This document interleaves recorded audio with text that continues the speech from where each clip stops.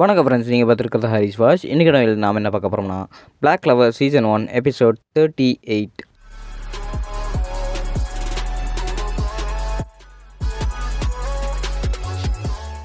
நான் எங்கே இருக்கிறேன், நான் எனக்கு என்ன ஆச்சு அப்படின்னு ஆசை வந்து கண்ணை முழிச்சு பார்த்துட்டே இருக்காப்புல. நான் செத்துட்டேனா இல்லை, அதுக்கு வாய்ப்பே இல்லை, நான் சாகக்கூடாது அப்படின்னு வந்து எந்திரிக்கிறாப்புல. அங்கே எல்லாருமே பயந்துட்டாங்க. அந்த மேஜிக் பவரும் முடிஞ்சிருச்சு. ஆஸ்தா என்னை மன்னிச்சிட்டு, நீ கத்துனோடனே நான் பயந்துட்டேன், அதனால என் மேஜிக் பவர் போயிடுச்சு அப்படிங்கிறாங்க. ஓ, அப்போ நீங்களாக இருந்தால் இங்கே இருக்கீங்களா? எனக்கு என்னாச்சு அப்படிங்கும்போது, உனக்கு எதுவுமே ஆகலை, நீ வந்து ரொம்ப அடிபட்டிருந்த, அதனால தான் நான் உன்னை வந்து காப்பாற்றணும் அப்படிங்கிறாங்க. நல்ல வேலை ஆஸ்தா, நீ உயிரோடு வந்துட்டு அப்படின்னு மிமோஸை கட்டி பிடிக்கிறாங்க. இன்னும் எவ்வளோ நேரம் கட்டி பிடிச்சிட்டு இருப்ப அப்படின்னு நோயில் கோவப்பட்டு ஒரு தள்ளி விடுறாங்க. நான் எனக்கு அங்கே அடிபட்டுருக்குது, இப்படி தள்ளி விட்டியே அப்படின்னு ஆசை சொல்கிறாரு. நோயில் ஒரு மாதிரி பார்க்குறாங்க. நாங்கள் ஏற்கனவே சண்டை போட்டு எல்லாமே முடிச்சதுக்கப்புறம் நாங்கள் அங்கே வந்தோம். அங்கே பார்த்தா சண்டை எல்லாமே போட்டு முடிச்சிருந்தீங்க, அதனால தான் நாங்கள் வந்து உங்களுக்கு ஹெல்ப் பண்ண வந்துட்டு அப்படிங்கிறாங்க. ஓ அப்படியா, ரொம்ப தேங்க்ஸு மிமோஸா அப்படின்னு சொல்கிறாங்க. எனக்கு என்ன தேங்க்ஸ் சொல்கிறேன், நான் வந்து உன்னை ஹீல் மட்டும் பண்ணேன். நைட்டு முழுக்க கண் முழிச்சு உன்னை பார்த்துட்டு இருந்தது கிளாஸ் தான், அவருக்கு நீ நன்றி சொல்லு அப்படிங்கிறாங்க. அதை பற்றியெல்லாம் சொல்கிறதுக்கு இப்போ அவசியம் இல்லை, ஏன்னா இப்போ ஆஸ்தா அதை கண் முழிச்சிட்டான்ல. ஆஸ்தா அப்புறம் அந்த குட்டி பையன் ஏஜென்ட் இருக்கிறவன், அவனோட தண்டனைக்காக இங்கே எல்லாருமே பேசிகிட்டு இருக்கிறாங்க, அவனை என்ன பண்ணலாம் அப்படின்னு கிளாஸ் சொல்லிகிட்டு இருக்காப்புல. அவனுக்கு எதுவுமே ஆகாது பாருங்கள், ஏன்னா அவன் வந்து மேஜிக் நீட்டில் வந்து சேரன்னு சொல்லியிருக்கிறான், அதனால் அவனுக்கு எதுவுமே ஆகாது அப்படின்னு சொல்லிட்டு ஆஸ்தா வந்து சொல்லிகிட்டு இருக்காப்புல. நான் மட்டும் அங்கே இருந்திருந்தேன்னா அந்த வில்லன்ஸ் வந்து தப்பிக்கவே விட்டுருக்க மாட்டேன் அப்படின்னு யூனோ வந்து பீட்டர் ஊட்டிகிட்டு இருக்காப்புல. டே யூனோ, இங்கே வந்து சும்மா வாய் பேசிகிட்டு இருக்காத, ஒரு நாள் நான் உன்னை விட ஸ்ட்ராங்காகி காட்டுவேன் பாரு அப்படின்னு ஆஸ்தா வந்து சொல்கிறாரு. நான் உன்னை விட ஸ்ட்ராங்காகி காட்டுவேன் பாரு அப்படின்னு யூனோ சொல்கிறாங்க. நான் உன்னை விட ரொம்ப ஸ்ட்ராங்காக ஆகி காட்டுவேன் பாரு அப்படின்னு சொல்லிட்டு ஆஸ்தா வந்து கை தூக்குறாப்புல. சக்திசாலி ஆனதுக்கப்புறம் நான் வந்து விசார்ட் கிங் ஆவேன் அப்படின்னு ரெண்டு பேருமே அட் அ டைமில் வந்து சொல்லிகிட்டு இருக்கிறாங்க. நீங்கள் ரெண்டு பேருமே ஒரே குறிக்கோளோடு இருக்கிறது எனக்கு ரொம்பவே பிடிச்சிருக்குது அப்படின்னு மிமோஸா சொல்லிட்டு இருக்கிறாங்க. நீங்கள் ரெண்டு பேரும் எப்படி விசார்ட் கிங் ஆக போகிறீங்கன்னு தான் நினைக்கிறேன் அப்படின்னு மிமோஸா சொல்கிறாங்க. நான் மட்டும்தான் ஆவேன் அப்படின்னு யூனோ சொல்கிறாப்புல. சரி வாங்க எல்லாருமே கிளம்பல அப்படின்னு சொல்லிட்டு இருக்கும்போது ஆஸ்தா அப்புறம் அந்த சிஸ்டர் அவங்களே காப்பாற்றிட்டாங்க, அவங்க வந்து காஷ் தான் பார்த்துட்ருக்காங்க அப்படின்னு சொல்கிறாங்க. உடனே கட் பண்ணி காஷை காட்டிகிட்டு இருக்கிறாங்க. நீ மட்டும் செத்துருந்தேன்னா உன்னை நான் கொல்லாமல் விட மாட்டேன் டி கிளவி அப்படிங்கிறாங்க. ஒரு அடிப்பட்டவங்கிட்ட இப்படி தான் பேசிகிட்டு இருப்பியாடா அப்படின்னு காஷ் வந்து திட்டிகிட்டு இருக்கிறாங்க. என்னை திட்டுற அளவுக்கு உனக்கு தெரிய வந்து செடி கிளவி அப்படின்னு சொல்லிட்டு காஷ் வந்து டென்ஷன் ஆகிறாப்புல. அண்ணா அவங்களால அப்படி பண்ணாதீங்க அண்ணா அப்படிங்கிறாங்க. நீ சொன்னால் எது வேணால் செய்வேண்ணா, என் அருமை தங்கச்சி மேரி அப்படின்னு சொல்லிட்டு மூக்குலேருந்து ரத்தம் வந்துட்டு இருக்குது. இருந்தாலும் இத்தனை வருஷமாக என் தங்கச்சி மேரியை பார்த்துக்கிட்டதுக்கு ரொம்ப நன்றி அப்படின்னு சொல்லிட்டு ஜன்னல் வர போய் நின்றுக்கிட்டு இப்படியெல்லாம் நீ பண்ணுவியா அப்படின்னு தெரசா சொல்லும்போது, நீ உயிரோடு வந்ததுக்கு எனக்கு ரொம்பவே சந்தோஷமாக இருக்குது அப்படின்னு சொல்கிறாங்க. தெரசாவுக்கு உண்மையாக ஒரே ஆச்சரியம், இவன்லாம் இப்படி பேசுகிறானே அப்படின்னு. பரவாயில்ல, ஒரு வழி நல்ல விதமாக பேச கற்றுக்கிட்டியா அப்படின்னு சொல்லிட்டு இருக்கும்போது, என் தங்கச்சி மேரி உன் அண்ணனை இப்போ அன்பால் கட்டி பிடிக்கவா அப்படின்னு சொல்லிட்டு கையை காட்டிகிட்டு இருக்காப்புல. மேரியும் இருந்துக்கிட்டு கிட்டே போகும்போது திடீர்னு கதவை திறந்துட்டாங்க. யாருன்னு பார்த்தா ஆஸ்தா. தெரசா நீங்கள் நல்லா இருக்கீங்களா பாட்டி அப்படின்னு சொல்லிட்டு இருக்கும்போது ஆஸ்தா அப்படின்னு மேரி அவங்க ஆஸ்தா கையை பிடிச்சிக்கிட்டு விளாண்டிட்டு இருக்கிறாங்க. காசு இருந்துக்கிட்டு மறுபடியும் டென்ஷன் ஆகிட்டாப்புல, கல்ல மாறிட்டாப்புல. ஆஸ்தா உனக்கு அடிபட்டுருச்சுன்னு சொன்னாங்க அப்படின்னு மேரி கேட்கும்போது, எனக்கு அவ்வளோ சீக்கிரமெல்லாம் அடியெல்லாம் ஒன்றுமே படாது மேரி, நான் சக்தி வாய்ந்தவன் அப்படின்னு சொல்லிட்டு இருக்கிறாங்க. பாட்டி அப்புறம் நீங்கள் இப்படி நல்லா இருக்கிறீங்க அப்படிங்கும்போது, எனக்கெல்லாம் சாகிறதுக்கான வயசு இல்லை, நான் எப்போவுமே பொழைச்சிக்குவேன் அப்படின்னு தெரசா வந்து சொல்லிட்டு இருக்கிறாங்க. டேய் குட்டி பைய ஆஸ்தா, லில்லி சொல்லும்போது நான் நம்பலை, ஆனால் இப்போ நான் நம்புகிறேன். இப்போ நீங்கள் பண்ணதெல்லாமே நான் லில்லி கிட்ட சொன்னால் ரொம்பவே சந்தோஷப்படுவாங்க அப்படிங்கிறாங்க. ஆமாம் நீங்கள் சொல்லுங்கள் சிஸ்டர் லில்லி, நான் உங்களுக்காக கல்யாணம் பண்ணுறதுக்காக காத்துட்ருக்கிறேன் அப்படிங்கிறாங்க. நோயில் இருந்துக்கிட்டு ஆஸ்தா வா நம்ம கிளம்பலாம் அப்படிங்கிறாங்க. வா போகலாம், அது மட்டும் இல்லாமல் கிளம்புறதுக்கு முன்னாடி இன்னொரு இடத்துல போய் பார்த்துட்டு போகலாம் அப்படின்னு சொல்கிறாங்க. என்னென்னு பார்த்தா அந்த ஹோட்டலில் வந்து வெட்டுன்னு வெட்டியிருக்காங்க. யாரோட ஹோட்டலில்? ரெபேக்கோட ஹோட்டலில். ஸோ அடிபட்டு வந்து இங்கே இருப்பார்ல, இவர் வந்து சாப்பிட்ற ஃபஸ்ட்டு மீல் இதுதான். ஆஸ்தா நீ இவ்வளோ சாப்பிடுன்னு தெரிஞ்சிருந்தா நான் இவ்வளோ கம்மியாக சமைச்சிருக்கவே மாட்டேன் அப்படிங்கிறாங்க. இந்த டொமேட்டோ சூப் ரொம்பவே சூப்பராக இருக்குது, எனக்கு சொல்கிறதுக்கு பிடிக்கல தான், ஆனால் ரொம்பவே சூப்பராக இருக்குது அப்படிங்கிறாங்க. காஷ் டென்ஷன்லேயே நான் இவனை கொல்லணும் அப்படின்னு இருக்கிறாங்க. இங்கே பார்த்தீங்கன்னா ஆஸ்தா தட்டு எடுத்து வாய்க்குள்ளே கூட்டிகிட்டே இருக்கிறாங்க. நோயில் வந்து யோசிச்சுட்டு இருக்கிறாங்க. இவன் இவ்வளோ சாப்பிட்றானே, சமைக்கிற பொண்ணுங்களை தான் அப்போ இவங்க பசங்களுக்கெல்லாம் பிடிக்கும் அப்படின்னு நோயில் யோசிச்சுட்டு இருக்கும்போதே, ஆஸ்தா இந்த உன்னோட ரோப் அப்படின்னு சொல்கிறாங்க. நல்ல பையனா சொன்ன மாதிரி எல்லாத்தையுமே காப்பாற்றிட்டியா அப்படின்னு சொல்லும்போது, ஆமாம் நான் இது பத்திரமா வச்சுக்கிட்டேன் அப்படிங்கிறாங்க. என்ன இருந்தால் என்ன, நான் இல்லாமல் உன்னால் ஒரு இன்ச்சு கூட நகர முடியாதுடா பைத்தியக்காரா அப்படின்னு நோயில் சொல்கிறாங்க. இங்கே பார்த்தீங்கன்னா ரெபேக்காவுக்கு சந்தேகம் வருது. நோயில் தான் உனக்கு சரியான ஜோடி அப்படின்னு ரெபேக்கா முடிவெடுத்துட்டு ஆஸ்தா கிட்ட போய் அவங்க கன்னத்துலேயே ஒரு உம்மா கொடுத்துட்டாங்க. நோயல் பார்த்தீங்கன்னா வாயை பொளந்துட்டாங்க. "அடிப்பாவி என்னடி பண்ற?" அப்படின்னு ரோபோட்டோட்ட வாயை பொளந்துட்டு இருக்காங்க. ஆஸ்தாவும் அதிர்ச்சியில பார்த்துட்டு இருக்கிறாங்க. "ஆஸ்தா இதுதான் என்னோட முதல் முத்தம். நான் அதுவும் உன்ட்ட குடுத்துருக்கிறேன்" அப்படின்னு மனசுல நினச்சுக்கிட்டு, "லூக்காவையும் மார்க்கோவையும் காப்பாத்துனதுக்கு ரொம்பவே நன்றி ஆஸ்தா" அப்படிங்கிறாங்க. ரொம்ப நன்றி. வெல்கம் வெல்கம்" அப்படின்னு ஆஸ்தாவும் தயங்கிட்டே இருக்காப்புல. "நீ இப்போ அவனுக்கு முத்தமா குடுத்த" அப்படின்னு நோயல் வந்து கத்திக்கிட்டே இருக்கிறாங்க. இங்கே பார்த்தீங்கன்னா பிளாக்பூல் பேஸில் எல்லாருமே இருக்கிறாங்க. என்னன்னு பார்த்தா, இங்கே வந்து ஒரு ஈவினிங் காம்படிஷன் நடத்துகிறாங்க. இது வந்து பிளாக் புல்ஸில் வழக்கமாக நடக்கிற விஷயந்தான் அப்படின்னு மேக்னா வந்து இன்ட்ரோ கொடுத்துட்ருக்காங்க.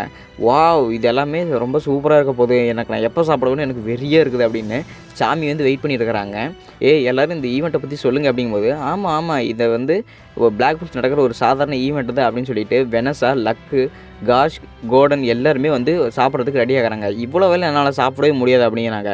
ஒரு ராயலு என்னால் இதெல்லாம் சாப்பிடவே முடியாது, நீயே சாப்பிட மாட்டேங்கிற அப்படின்னு சொல்லிட்டு இருக்கும்போது, பேசுகிறத நிறுத்துங்க, ஃபஸ்ட்டு எல்லாருமே சாப்பிட ஆரம்பிங்க, கேப்டன் யாமி நீங்கள் தான் எல்லாத்தையுமே தொடங்கி வைக்கணும் அப்படின்னு மேக்னா வந்து சொல்கிறாப்புல. சரி எல்லாருமே சாப்பிட ஆரம்பிங்க அப்படின்னு சொல்லும்போது எல்லாருமே ஃபுல் ஃபோர்ஸ்லேயே சாப்பாடு எடுத்து அள்ளி அள்ளி வாயில் போட்டுருக்குறாங்க. ஆஸ்தாவில் பார்த்தீங்கன்னா சாப்பிட குண்டாகிட்டே இருக்காப்புல. நோயிலும் ஏதோ ட்ரை பண்ணிட்டு இருக்கிறாங்க, லைட்டாக அள்ளி அள்ளி வாயில் போட்டுட்ருக்கிறாங்க.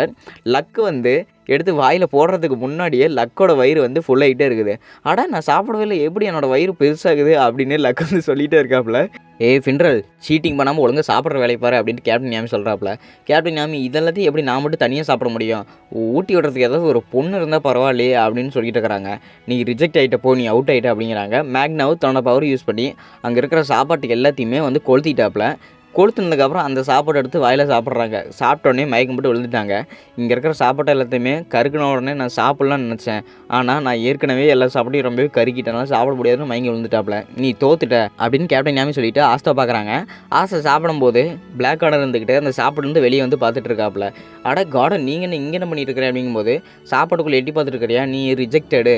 கிரே காஷ் நீங்கள் ரெண்டு பேரும் சும்மா தான் கொண்டிருக்கீங்க, நீங்களும் ரிஜெக்டடு அப்படிங்கிறாங்க. என்னால் தண்ணி குடிக்காமல் இருக்க முடியாது, என் தொண்டை எல்லாமே வறண்டு போச்சு அப்படின்னு நோயில் வந்து அந்த ஒரு கிளாஸ் தண்ணியே கீழே கமுத்தி விட்டாங்க. வெனஸாவை வாந்தி எடுத்துட்டாங்க. நீங்கள் 2 பேருமே தோத்துட்டீங்க அப்படிங்கிறாங்க. அப்போ இனிமேல் போட்டியில் யார் இன்னும் 2 பேர் இருக்கிறது அப்படின்னு பார்த்தா ஆஸ்தாவும் சாமியும் தான் வேறு லெவலில் சாப்பிட்டுட்டு இருக்கிறாங்க. ஆஸ்தா சாமி 2 பேரும் சூப்பராக சாப்பிட்றீங்க, சாப்பிடுங்க அப்படிங்கிறாங்க. இது என்னோடய ஐடென்டிட்டி, நான் அதை விட்டு கொடுக்கவே மாட்டேன் அப்படின்னு ஆஸ்தா வந்து அள்ளி அள்ளி வாயில் போட்டுகிட்டே இருக்கிறாங்க. இப்போ இதை நான் முடிச்சு கட்டுறேன் பாரு அப்படின்னு தட்டோட வாய்க்குள்ளேயே கமுத்திட்டாங்க. ஸோ இப்போ போட்டியில் யார் ஜெயிச்சதுன்னு பார்த்தீங்கன்னா சார்மி அப்படிங்கிறாங்க. ஆஸ்தாவும் இன்னும் கொஞ்சம் ஏதோ மீதி வச்சுருக்காப்புல. நீ என்ன வளரணுடா குழந்தை அப்படிங்கிறாங்க. ஐயோ போச்சே, ஐடென்டிட்டியெல்லாம் போச்சே அப்படின்னு அழுதிட்டு இருக்கிறாங்க. இதில் எங்களுக்கு எந்த ஆட்சேபனையுமே இல்லை, அவள் ஜெயிப்பானே எங்களுக்கு முன்னாடியே தெரியும் அப்படின்னு 3 பேர் சொல்லிட்டு இருக்கிறாங்க. கேப்டன் யாமியோட தலைக்கு மேலே ஒரு ஸ்பேட்டல் மேஜிக்கேட்டை உருவாக்கி அதுலேருந்து ஒரு பறவை வந்து ஒரு லெட்டர் போட்டு போகுது. ராயல் கேபிட்டல் வந்து லெட்டர் வந்துருக்குதா, என்னது அப்படின்னு சொல்லிட்டு இருக்கும்போது விஜட் கிங் அதை அட்டாக் பற்றி ஏதாவது பேசணும் அப்படின்னு கூப்பிட்டுருக்காரு அப்படிங்கிறாங்க. உன்னையும் தான் கூப்பிட்டுருக்காரு ஆஸ்தா, வா அங்கே போய் நீ என்ன பண்ணுறன்னு பார்த்துடலாம் அப்படின்னு கேப்டன் யாமி சட்டை போட்டு தூக்கிட்டாப்புல. இங்கே பார்த்தீங்கன்னா கோட்டையில் வந்து காட்டிகிட்டு இருக்கிறாங்க. நீங்கள் சொன்ன மாதிரியே எல்லாத்துக்கும் லெட்டர் அனுப்பிச்சிட்ட விஜட் கிங் அப்படின்னு மார்க்ஸ்ன்னு சொல்லிட்டு இருக்காப்புல.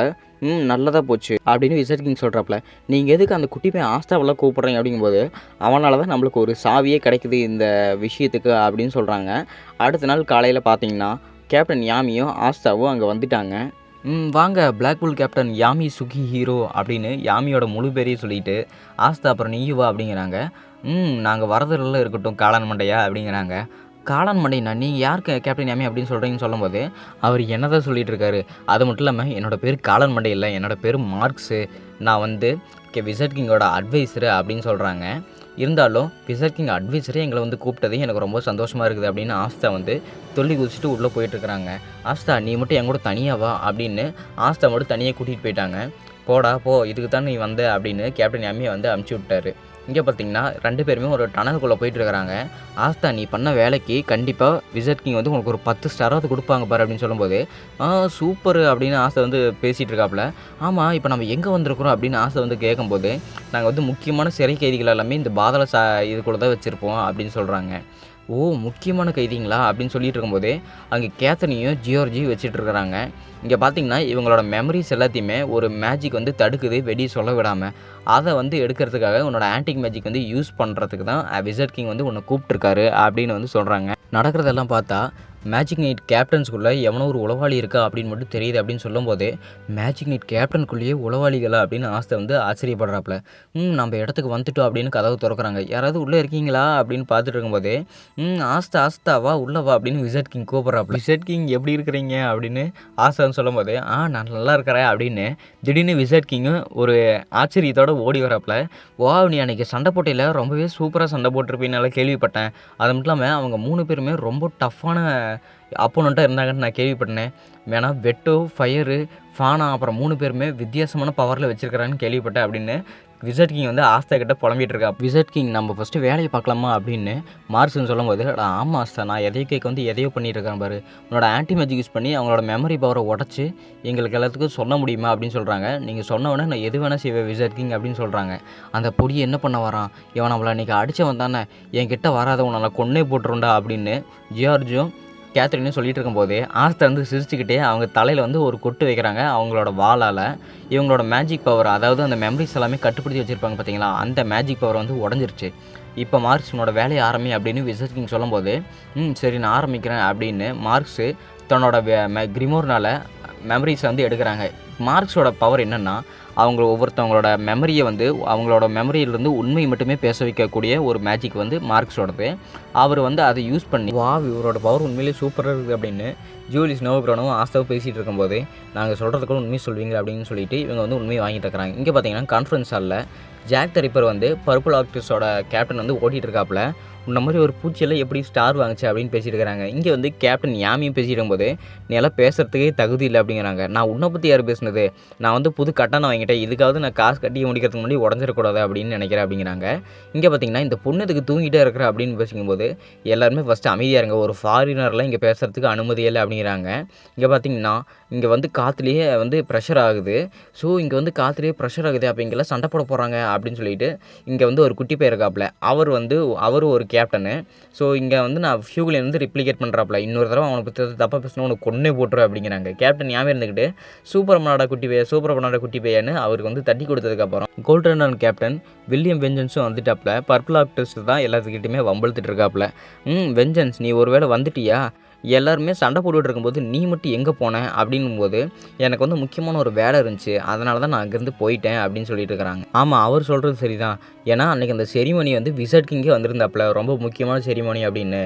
எல்லாருமே வந்திருக்கும்போது நீ மட்டும் ஏன் வரல அப்படின்னு எல்லாருமே வந்து கோல்டன் ரன் கேப்டன் வந்து வில்லியம் வெஞ்சன்ஸை வந்து பாயிண்ட் அவுட் பண்ணுறான். பர்பிள் ஆக்டர்ஸ் நீ வந்து ரொம்பவே திடீர் பரங்கன் ஆகிட்டியே, அதுக்கு ஏதாவது ஒரு காரணம் இருக்குது அப்படின்னு கேப்டன் யாமே கேட்குறாப்புல. அதெல்லாம் எதுவுமே இல்லை அப்படின்னு அந்த குட்டி பையன் மறுபடியும் சில்வாவோட இம்ப்ளிகோ பண்ணிவிட்டு விளையாட்டு பண்ணிகிட்டு இருக்கிறான். அதுக்கு கேப்டன் யாமி வந்து தட்டி கொடுக்குறாப்புல. அடுத்து கேப்டன் யாமியோட பண்ணும்போது என்னோட பண்ணினா உன்னை கொன்னே போட்டுருண்டா அப்படின்னு டென்ஷன் ஆகிட்டாப்புல. அது எல்லாமே இருக்கட்டும், முதல்ல இந்த பொண்ணு எதுக்கு இங்கே வந்து தூங்கிட்டே இருக்கிறா, ஒரு கான்ஃபரன்ஸ் ஹாலில் இப்படி தான் வந்து தூங்கிட்டு இருப்பாளா, எங்கடா போயிட்டீங்க யாரையுமே காணோம் அப்படின்னு கேப்டன் யாமி வந்து கத்துறாரு. உடனே மார்க்ஸ் அங்கே வந்துட்டாப்புல. காக்க வச்சிருக்க எல்லாருமே மன்னிச்சிருங்க, நீங்கள் இப்போ எல்லாருமே கீழே வரல அப்படிங்கிறாங்க. இது கடங்களை வேணா வெயிட் பண்ண சொன்னோம் அப்படின்னு கேப்டன் யாமி கத்துறாப்புல. எல்லாருமே கீழே வந்துட்டாங்க. எல்லோரும் ஒரு வழியாக கீழே வந்துட்டீங்களா, நான் இங்கே வந்து உங்களை எல்லாத்தையும் எதுக்கு வர சொல்லணும்னா, இங்கே வந்து கிளவர் கிங்டம் அட்டாக் ஆச்சுல்ல, அது வந்து ஒரு ட்ரைட்டரால் தான் இங்கேருந்து இன்ஃபர்மேஷன் எல்லாமே லீக் ஆகிருக்குது. அந்த ட்ரைட்டர் வந்து நம்ம மேஜிக் நைட் கேப்டனில் யாரோ இருக்கிறாங்க அப்படின்னு சொல்லும்போது எல்லாருக்குமே அதிர்ச்சி. அவர் யாருன்னு நான் கண்டுபிடிச்சிட்டேன் அப்படின்னு ஜூலிஸ் நோவக்ரானோ சொல்கிறாரு. அதோட இந்த எபிசோடு முடிக்கப்படுது. ஸோ இதே மாதிரி நிறைய வீடியோஸ் வேணும்னா மறக்காம சேனல் சப்ஸ்கிரைப் பண்ணிடுங்க. Until then bye from Harish voice.